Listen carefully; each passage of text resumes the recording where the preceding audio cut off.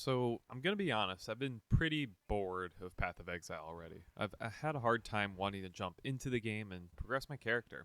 Secrets of the Atlas was my first league of Path of Exile 1 I've ever participated in. So you may be asking, Tim, if this is your first league, how in the world could you already be bored? There's so much to do. And that is one of the questions I'll be addressing in this video, along with a few others. Now, to give some context, I've finally gotten through the campaign fully for the first time ever, and I've recently gotten into mapping, both in PoE 1 and 2. My attention just hasn't been fully held as much as I thought it would be.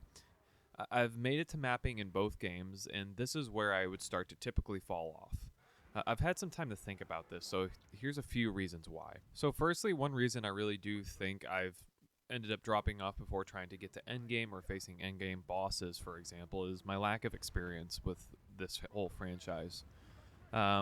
Due to my lack of experience within this game, what ends up happening for me is progression is really slow. It feels much slower than it does during the campaign to note, and it feels slow because I don't know many ways of progressing my character's power, at least all the possible ways. And when you know all these ways, things are smoother, your progression can be quicker and faster. I know I can buy my gear as well, which I honestly have yet to do in this League of Secrets of the Atlas. But even if I did and got further with mapping, the mapping itself also feels a bit repetitive to me. It's not extremely rewarding to me. Now, I want to be very clear. I'm not going to stop playing Path of Exile for the foreseeable future, as I do enjoy the game to a point. But it's going to take me a while to get to endgame bosses, I think, as well, because of this barrier of just my lack of knowledge and experience. As I learn the game more and more over time, I'm sure I'll enjoy it more and more and invest more time in the future, possibly. Secondly, a reason I think this has just not held my attention is the playstyle I chose for this league. So I chose Righteous Fire as my first build, as the guide Pox provides is fantastic and is great for beginners such as myself. However, the build is one you can play with one hand while watching a YouTube video or a movie, which is awesome, but that has downsides for me. I personally like a more interactive playstyle. In Path of Exile 2, my first class was Ice Strike Monk, and that maintained my attention much more. I played the character to about level 90 to 92, if I remember correctly. Eventually, I still got bored and didn't get to endgame. So there is a bit of repetitiveness again in time investment that withholds me from continuing all the way to those endgame bosses in both games. But regardless, I like a more interactive playstyle, and one playstyle I want to do or try in the future is Flicker Strike in both games. Or do something that is just more interactive mentally or has me more physically involved in the game. Now, no pun intended with this next point, but repetitiveness. At some point, I feel like I'm doing the same loop over and over in Path of Exile, and I know that's kind of a big part of the game.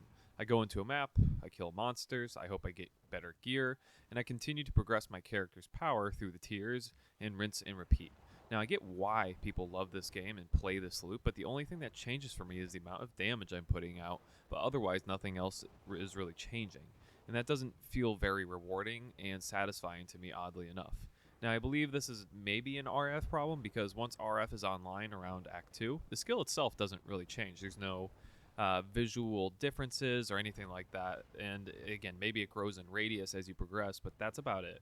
I like seeing my skills do more damage in different ways to enemies as I progress those skills. Maybe I'm just a hardcore dopamine addict. I don't know, but again, maybe I just want flashy lights on my screen as my character progresses in power. And I honestly think RF may be the reason for this, just because it is a hold your finger down, run around, no other interactivity.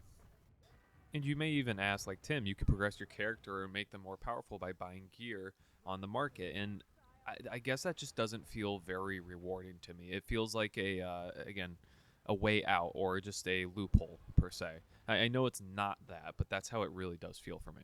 Which leads into my next point is the feeling of accomplishment. This is the main reason why I struggle to progress in both Path of Exile games. I don't get much of a sense of accomplishment when I progress my character, as I even progress tier 15 maps.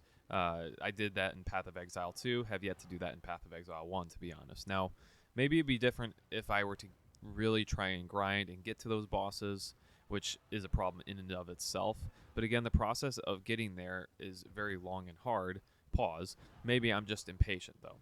But this goes back to the type of gamer I am as well. And what I mean by that is I get an immense sense of accomplishment when I beat other gamers. I grew up on Halo, Gears of War, and FIFA, and I am highly competitive. And so winning and knowing I may get someone mad or just, again, getting one up on somebody is a really satisfying feeling, and that's where I get my sense of accomplishment. I can understand and see how people will get a sense of accomplishment from beating endgame bosses and just going through this rise of power that Path of Exile provides. Now, lately, I've been playing Rematch, this new soccer game. If you haven't played it, by the way, it's absolutely fantastic. And I have had a hard time not playing it.